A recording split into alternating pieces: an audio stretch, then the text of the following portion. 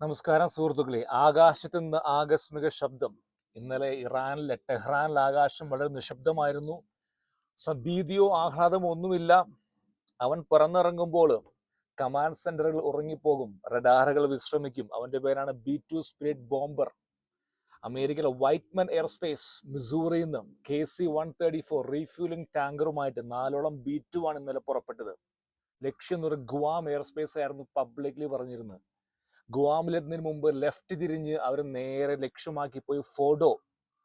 അതായത് ഈ ചില്ലറ പണിയുള്ള B-2 പറക്കുക എന്ന് പറയുന്നത് 50,000 അടിയാണ് പറക്കുന്നത്. With a payload of 30,000 pound bunker base ബോംബായിട്ട് കോടികളാണ് മണിക്കൂർ ചെലവാക്കുന്നത്. America send a very clear message. 2 മാസം മുമ്പ് മാർച്ചിൽ അമേരിക്ക 6 B-2 ഡിയാഗോ ഗ്രാഷ്യയിലേക്ക് പറഞ്ഞു വിട്ടതാണ്. ഇറാന് ലക്ഷ്യം ഒന്ന് മാത്രമേ ഉള്ളൂ, അവസാനിപ്പിച്ചോ. Death to America, death to Israel, അവസാനിപ്പിച്ച് കം ബാക്ക്. ട്രംപ് കാല് പിടിച്ചു പറഞ്ഞു ഇറാനോട്, തിരിച്ചു വരിക, നിങ്ങൾ അവസാനിപ്പിക്കുക. നിങ്ങൾക്ക് എന്തുകൊണ്ട് ഇറാഖല്ല, നിങ്ങൾക്ക് എന്തുകൊണ്ട് സൗദിയെ പോലെ അല്ലെങ്കിൽ ഖത്തറിനെ പോലെ എണ്ണ വ്യാപാരം ചെയ്ത് ജീവിച്ചുകൂടാ? നിങ്ങൾക്ക് എന്തിനു വേണം യുറേനിയം?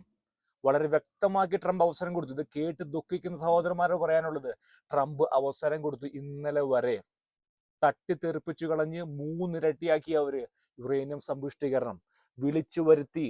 അവൻ ഇറങ്ങി വന്നു, തവിട് പൊടിയാക്കി മാറ്റി.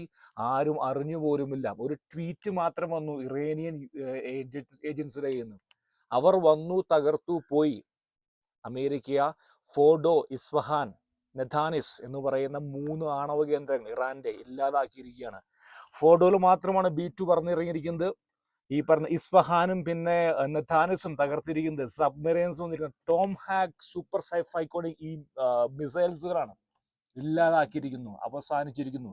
ഞാൻ പറയുന്നു, ഇതൊരു ജോയിന്റ് ഓപ്പറേഷൻ ആണ്, ഇസ്രായേലും ഇറാനും കൂടിയാണ്. അതായത്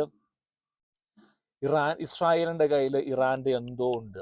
ഒന്നെങ്കിൽ അയത്തുള്ള അവരുടെ കയ്യിൽ തന്നെയാണ്. കാരണം നിങ്ങൾ ചിന്തിച്ചു നോക്കുക, മൊസാദ് എന്ന് പറഞ്ഞാൽ നിങ്ങൾക്ക് ചിന്തിക്കാൻ പോലും പറ്റില്ല. ചിന്തിക്കാൻ പറ്റാത്ത അപ്പുറമാണ് അവരുടെ ജൂതന്റെ ബുദ്ധി. സുഹൃത്തുക്കളെ, ഇറാന്റെ അകത്താണ് അവർ ഡ്രോൺ ഉണ്ടായിക്കൊണ്ടിരുന്നത്. നിങ്ങൾക്ക് ചിന്തിക്കാൻ പറ്റൂ? ഇറാന്റെ അകത്ത് കയറിയ ഡ്രോൺസ് ഉണ്ടാക്കി അടിച്ചുകൊണ്ടിരിക്കുകയാണ്. ഇറാനിലെ ഓരോ വ്യക്തിയും എവിടെ പോകുന്നു അവർക്കറിയാൻ സാധിക്കും. അവർക്ക് എത്താൻ പറ്റാതാണോ ഈ പറയുന്ന ഖമേനി? എന്റെ വ്യക്തമായ സംശയം ഖമേനി അവരുടെ കയ്യിലാണ്, പോയിന്റ് ഓഫ് ബ്ലാങ്കിലാണ്. ഖമേനി വെച്ച് വില പേശിയാണ് അമേരിക്ക അടിച്ചിരിക്കുന്നത്. അമേരിക്ക വന്നിരിക്കുന്നു, അടിച്ചു പോയിരിക്കുന്നു.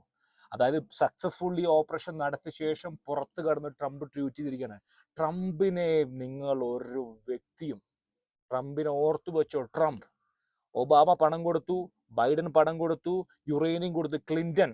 ട്രംപ് കൊടുത്തിരിക്കുന്നത് B-2 ബോംബർ. അവസാനിപ്പിച്ചിരിക്കുകയാണ് ഈ വ്യക്തി. അതായത് അവസരങ്ങൾ ഒരുപാട് കൊടുത്തു. ഇത്രയും ക്ഷമയുള്ള അമേരിക്കൻ പ്രസിഡന്റ്, ഒരു പക്ഷെ അദ്ദേഹം പരസ്യമായി വന്ന് ഇതുപോലെ വളവുകൾ പറയുമായിരിക്കും. പക്ഷേ is very intelligent. Trust me, intelligent. ഒഴിവാക്കാൻ ശ്രമിച്ചു. അദ്ദേഹം ആദ്യ കാലഘട്ടത്തിൽ അദ്ദേഹം സുലൈമാനിയെ തീർത്തു, ബാഗ്ദാദിയെ തീർത്തു, വാഗ്നർ ഗ്രൂപ്പിനെ തീർത്തു. ഒരാളും അറിഞ്ഞു പോലുമില്ല. അദ്ദേഹം പറഞ്ഞു, അമേരിക്കക്ക് ഭീഷണി ആരാണ്? വാഗ്നർ ഗ്രൂപ്പ്, സിറിയയിൽ എടുത്തു കളയാൻ പറഞ്ഞു. അടുത്താര? ബാഗ്ദാദി, ഐസിസ് ചീഫ് ടിഷും. അടുത്ത ആരാണ്? സുലൈമാനി, ടിഷും എടുത്തു കളഞ്ഞു. അവൻ വളരെ വളരെ കൂർമ്മ ബുദ്ധിക്കാരനാണ് ട്രംപ്. ഇനി ഞാൻ വീണ്ടും വീണ്ടും പറയുകയാണ്, ട്രംപിനെ അണ്ടർ എസ്റ്റിമേറ്റ് ചെയ്യരുത്.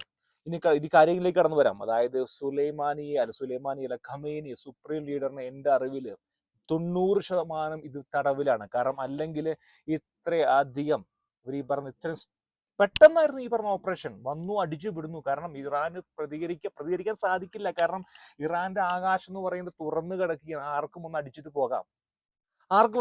F-35 വേണമെങ്കിൽ വരാം. പക്ഷെ F-35 ഈ പറയുന്ന ബങ്കർ ബസ് ബോംബ് കൊണ്ടുപോകാൻ പറ്റില്ല. കാരണം പേലോഡ് 30,000 പൗണ്ടുള്ള ഈ പറയുന്ന പേലോഡ് കൊണ്ടുപോകാൻ സാധിക്കില്ല. അതുകൊണ്ടാണ് അമേരിക്കയുടെ സഹായം വേണ്ടി വന്നിരിക്കുന്നത്. ഖമേനി, എൻ്റെ അറിവിൽ ഖമേനിയും ഖമേനിയുടെ കുടുംബവും ഒറ്റ അനുയായികളും ഇസ്രായേലിന്റെ തടവിൽ തന്നെയാണ്. കാരണം ഇറാൻ കംപ്ലീറ്റ്ലി ഇസ്രായേൽ കൈ അടക്കി പിടിച്ചിരിക്കുകയാണ്. കാരണം പറയുന്ന ഇന്നലെ ലവാസിൻ മേഖലയിൽ ബോംബ് ഡിറ്റോനേഷൻ, അതായത് ബോംബ് ഉണ്ടാക്കുന്ന ഈ തകർത്ത് കളഞ്ഞിരിക്കുകയാണ്. അവിടെ ഏകദേശം 10-50ഓളം സയന്റിസ്റ്റുമാരെ അടുത്ത് കളയുന്നേ. ഇത് പറയുന്നത് ഇവര് ഈ എപ്പോഴാണ് ഈ പറഞ്ഞ കേന്ദ്രത്തില് മാക്സിമം ആൾക്കാർ വരുന്ന സമയം നോക്കിയടിക്കുന്നത്.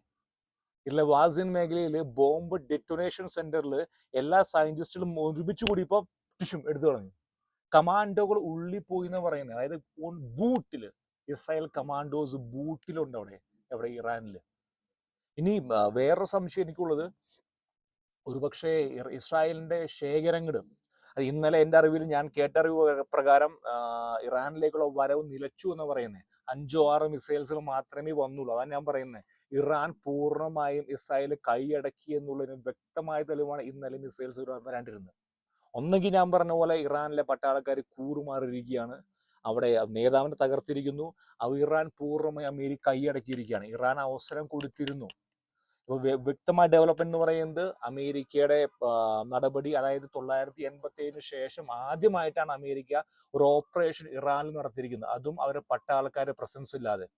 അത് നടത്തിയിരിക്കുന്നത് ട്രംപാണ്. ട്രംപ് 3 കേന്ദ്രങ്ങൾ ഇല്ലാതാക്കിയിരിക്കുന്നു. ഇനി ഒന്നുമില്ല അവർക്ക് ചർച്ചകൾക്ക് മുന്നോട്ട് വെക്കാൻ.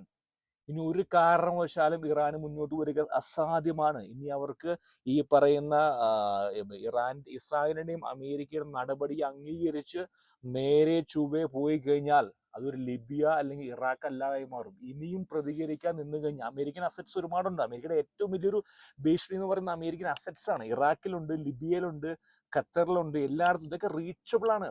ഇനിയും ഇറാന്റെ കയ്യിൽ ബലിസ്റ്റിക് മിസൈൽസ് ഉണ്ട്. ശേഖരങ്ങൾ അനവധി ശേഖരമാണ്. ഒരുപാട് ലോഞ്ചറുകൾ ഇസ്രായേൽ തകർത്തിരിക്കുകയാണ്. എന്നാൽ പോലും they have pretty much launching. അവർക്ക് നല്ല കപ്പാസിറ്റി ഉണ്ട്. അവർ അടിക്കുമെന്നാണ് പറഞ്ഞിരിക്കുന്നത്. അമേരിക്ക പ്രിക്കോഷണറി ആയിട്ട് ബാഗ്ദാദിലുള്ള എല്ലാം ഒഴിപ്പിച്ചിരിക്കുന്നു. അമേരിക്കയുടെ വിമാനങ്ങൾ ബേസ് ഒഴിപ്പിച്ചിരിക്കുകയാണ്. ബഹ്റിനിലെ പടക്കപ്പൽ മാറ്റിയിരിക്കുകയാണ്. അമേരിക്ക അസറ്റ്സ് ഒക്കെ മാറ്റിയിരിക്കുകയാണ്. ഇന്ന് രാത്രി വളരെ നിർണായകമാണ്. അവർ എത്രമാത്രം ഇറാൻ റിറ്റാലിയേറ്റ് ചെയ്യുന്ന അറിഞ്ഞുകൂടാ.